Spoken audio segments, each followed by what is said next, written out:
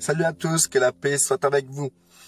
Donc il est vrai et tout que beaucoup d'entre nous avons été déçus de voir certains comportements de certains frères, de certaines sœurs en Christ, et que à cause de cela, nous nous sommes isolés, nous nous sommes retirés même de ce qu'on peut appeler la vie chrétienne, c'est-à-dire une communion avec des frères et des sœurs dans une assemblée, etc. Du coup, nous avons une vision de ce qui pourrait être un frère, ce qui pourrait être une sœur en Christ, c'est-à-dire quelqu'un rempli d'amour, droit, juste, rempli d'humilité, plein de sagesse, de grâce pour vous, prêt à donner sa vie pour vous. Nous avons cette vision de ce frère, de cette sœur parfait. Et du coup, cela fausse complètement notre communion avec nos frères et sœurs, tout simplement parce que notre vision de ce frère, de ces frères et sœurs qui sont de cette manière-là, est totalement écartée de la réalité. Il y a un écart entre ce que vous pensez par rapport à ces frères et sœurs qui peuvent être remplis d'amour, attentionnés, prêts à donner leur vie, etc. Bref, des frères et des sœurs parfaits. Et il y a un écart entre ce que vous pensez et la réalité. Et donc, du coup, vous êtes souvent déçus de vos relations que vous avez avec vos frères et sœurs. Ce que je peux vous dire, c'est que vous-même, si vous n'arrivez pas à connaître ce genre de frères et de sœurs, soyez vous-même ce frère ou cette sœur. Soyez ce frère rempli d'amour, soyez intentionné pour vos frères et sœurs, soyez prêt à donner votre vie pour vos frères et sœurs, soyez cette vision que vous avez de vos frères et sœurs. Et déjà, ça sera déjà pas mal, ça sera déjà un bon niveau. Et ça sera vraiment une grâce de vous avoir auprès de nous, quoi. Ensuite, ce que je tiens à vous dire, c'est que la réalité est un peu plus éloignée de votre vision, quoi, du frère, de la sœur, droite, rempli d'amour, tout ça, etc., etc. La réalité, c'est que la plupart de nos frères et sœurs sont charnels. Ils sont charnels. Ils ont un comportement hautain, orgueilleux, méchant parfois. Nos frères et sœurs que nous pouvons croiser ont des défauts, beaucoup de défauts. Moi j'en ai beaucoup. Nos frères et sœurs aussi ont des faiblesses, ont une chair qui doit être brisée, ont beaucoup de difficultés à marcher dans l'esprit. Voilà la véritable réalité de nos frères et sœurs en Christ. Voilà la véritable identité de nos frères et sœurs en Christ et du corps du Christ. C'est ça. Là, nous sommes dans le juste. Là, si vous voyez vraiment les sœurs et frères de cette manière-là, vous fermez l'écart entre cette réelle vision de ces frères et sœurs avec leurs faiblesses et la réalité du corps du Christ. Vous vous rapprochez beaucoup plus de la réalité du corps du Christ. Dans les assemblées, c'est facile de jouer les lovers, quoi, les lovers chrétiens qui aiment tout le monde et tout, et qu'en réalité, lors des dîners entre frères et sœurs, on critique la plupart des gens. C'est facile de bien se comporter lorsque nous sommes en public et tout, etc. C'est un jeu. J'ai l'impression que souvent on joue le jeu. On joue le jeu de la perfection, de celui qui est le frère le plus intentionné, qui marche droit, qui est juste, qui est correct, etc. Et du coup, en réalité, nous cachons, en fait, si vous voulez, devant les gens, nous avons une capacité de cacher nos défauts qui fait croire que certains frères et sœurs sont exceptionnels et que d'autres sont vraiment, on se demande s'ils sont vraiment convertis à Christ, quoi, en fait. Et en réalité, c'est cette vision de ces frères et sœurs qui jouent un jeu devant les autres, ce jeu de cacher leurs défauts, en fait, fausse votre vision de la réalité du corps du Christ, tout simplement. Moi, je vois le corps du Christ comme ça, rempli de frères et de sœurs, plein de défauts, quoi, et surtout plein de faiblesses. Mais c'est pour ça que Dieu et la force de ce corps. Parce que chacun d'entre nous, nous avons vraiment une couche de problèmes, de défauts, de chair, et que avec cette couche-là, nous devons apprendre à cohabiter, à nous aimer, à prendre soin de nous, des autres, etc. Ça demande du temps. Il y a des frères qui sont hyper nerveux et qui s'efforcent tout le temps à vouloir être posés. Et du coup, ils font des dégâts. Vous savez, la chair fait énormément de dégâts. Nos défauts font énormément de dégâts. Et donc, il faut pas rester sur les fautes des frères et des sœurs et surtout les dégâts qu'ils ont pu commettre chez vous, en vous ou chez les autres, dans les autres, etc. Il faut avoir vraiment la bonne vision de nos frères, de nos sœurs pour pouvoir avoir la bonne vision du corps du Christ. Il faut pas croire que le corps du Christ est composé que de personnes spirituelles qui ont des dons exceptionnels et qui font des choses exceptionnelles, qui sont comme Christ. Il faut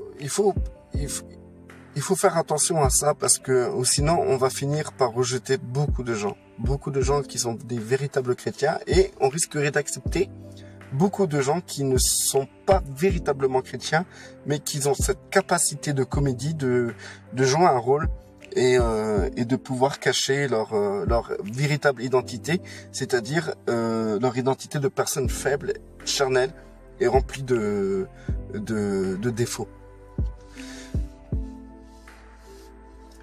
Si dans la Bible on insiste vraiment sur le fait qu'il faut aimer notre prochain, pardonner, etc., c'est que nous allons être confrontés à cela.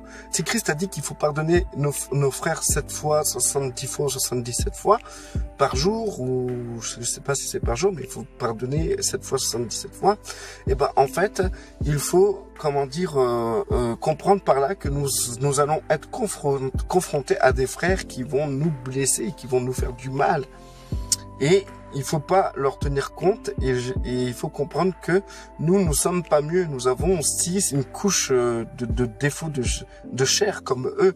Et donc, il faut pas s'arrêter à ça. Il faut pas s'arrêter, et il faut pas s'attendre non plus aussi à vouloir fréquenter que des frères qui vous font pas de mal. Parce que ça serait une erreur aussi, ça serait se fermer aux autres frères qui sont aussi des membres du corps du Christ.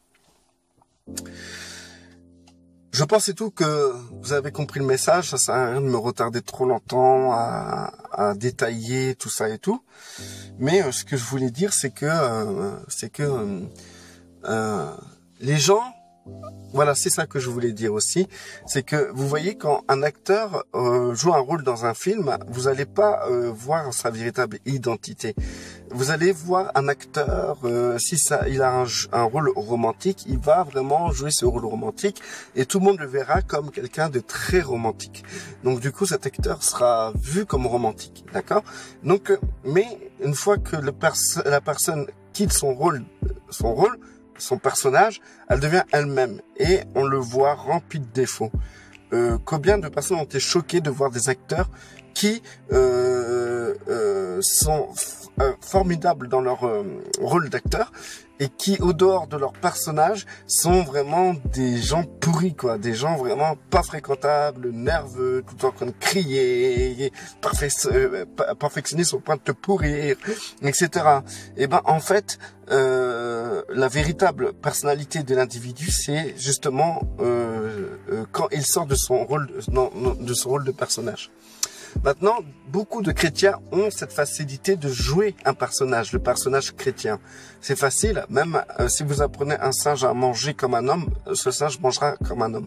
Maintenant, si vous donnez la Bible à des gens, ils seront capables de reproduire le rôle et le personnage du chrétien, quoi. Donc du coup, ils sauront ce qu'on doit faire et ce qu'on doit pas faire en public en tant que chrétien, et donc ils vont savoir jouer leur personnage à la perfection. Et vous allez rejeter tous ceux qui ont des défauts ou qui ont un mauvais caractère pour accepter ce genre de personnage qui a comment dire, un comportement de chrétien parce qu'il sait si bien jouer le rôle et son personnage qui est le personnage chrétien. Parce qu'il a une Bible, il sait comment se comporter et quoi faire et quoi ne pas faire. Donc du coup, vous allez être trompé de cette manière-là et vous allez commencer à vouloir aller vers ce genre de personnage qui joue bien leur rôle et un jour, vous allez quand même voir la véritable identité de cette personne. Vous allez vraiment être déçu. Et encore une fois, ça va vous éloigner du cœur du Christ car vous allez commencer à vous isoler. Vous rendez compte ça, bref. Et du coup, ce que je voulais dire, c'est que moi, je me méfie plus de quelqu'un qui est correct, qu'on voit pas de défaut, ni de faiblesse. Ça, je me méfie énormément de ce genre de personnes. J'ai un doute direct parce que je sais très bien qu'on peut jouer un rôle. Et c'est facile, comme un acteur, je peux jouer un rôle de romantique. En fait, le gars, c'est tout sauf un romantique. D'accord? Et mais je m'accroche beaucoup à ces frères et sœurs qui justement ont des défauts manifestes, sont charnels, sont religieux, religieux parce que la religion c'est pas jouer un rôle, parce que comment dire, la religion c'est des personnes honnêtes, pour moi un religieux c'est quelqu'un qui est honnête et qui veut plaire à Dieu tout en pratiquant des œuvres. Donc du coup, pour moi, le religieux ne fait pas partie de la classe du comédien, mais le religieux fait partie de la classe de celui qui est authentique dans sa foi, mais qui se trompe dans sa manière de la pratiquer. Ensuite, comment dire, je prends vraiment, pour moi, les faibles, directement, si je vois que t'es faible, ou t'as des gros soucis, t'as des problèmes, même de comportement, de caractère, je vais t'aimer à fond parce que je sais que tu es authentique et que c'est dans cette faiblesse que Dieu est puissant en toi. Et donc, du coup, je vais aimer tes faiblesses parce que c'est là où je vais trouver la puissance de Dieu. Car Dieu a dit que c'est ma puissance s'accomplit dans ta faiblesse. D'accord? Donc je sais que c'est là où Dieu travaille et je vais kiffer ça. Maintenant, ce qui concerne les gens qui font la comédie, je vais pas les rejeter, mais je vais considérer ça comme une faiblesse de la personne. Donc ça me permettra de l'accepter. Donc au résultat, j'accepte tout le monde. Voilà, c'est tout simplement. J'ai pris plaisir à vivre ma vie en Christ à partir du moment que j'ai pris plaisir à vivre ma vie avec les frères et sœurs. Quand je rejetais beaucoup de gens, quand je rejetais les gens, où je jugeais les gens, j'arrivais pas à vivre ma vie en Christ correctement et j'avais tout le temps des problèmes, des défauts, pas des défauts mais des problèmes qui m'empêchaient d'aller plus loin. Et du coup, à partir du moment que Christ m'a dit, bon, je vais vous partager une révélation. Christ, pas une révélation pour certains, mais pour moi ça l'a été. Christ m'a dit que si tu veux me connaître, connais mon corps. Quand il m'a expliqué de connaître son corps, c'est connaître les frères et sœurs. Donc, Christ m'a dit, c'est si tu veux me connaître, connais les frères et sœurs. Et donc, du coup, à partir de ce moment-là, je me suis tourné vers le corps du Christ. Et à partir de là, ma vie en Christ, une révolution. Mais c'est un truc de fou. C'est un truc que, vraiment, c'est dingue. Donc, si tu sens que ta vie chrétienne elle est bloquée, tourne-toi vers le corps du Christ. Si jamais tu penses que tous les frères et sœurs sont mauvais, etc. Déjà toi, sois un frère qui est correct, qui est bien. Et dans ces cas-là, si tu es ce frère parfait que tu voudrais que les autres soient, à partir de là, tu vas accepter tous tes frères et sœurs et tu vas prendre soin d'eux. Voilà ce que je tiens à vous dire par rapport à ça. Donc, si vous voulez vraiment trouver un équilibre, trouvez-la au milieu du corps du Christ. Alors quand je vous parle du corps du Christ, ça concerne pas simplement d'aller à l'église le dimanche, rien à voir quoi, vraiment rien à voir. Alors là, ça c'est bien faire le comédien parce qu'un chrétien modèle doit aller à l'église le dimanche. Donc ça veut dire que quand vous allez à l'église le dimanche et vous voyez vos frères et sœurs que le dimanche, à partir de là vous jouez bien la comédie mais un seul jour quoi. Mais bon, pour vous dire que tous les jours il faut chercher la communion avec vos frères et sœurs. C'est très important. très très très important. Moi-même, tous les jours, je suis en contact avec des frères et sœurs. Et il n'y a pas un jour qui se passe où je n'ai pas de contact avec des frères et des sœurs. Et si ça m'est arrivé, eh ben ce jour-là, c'était un jour gâché. Parce que je trouve ma joie dans le corps du Christ. Et plus je connais mes frères et sœurs et plus je les aime, plus je connais Christ et plus j'aime Christ. Et il n'y a pas de photo, c'est comme ça que ça se passe.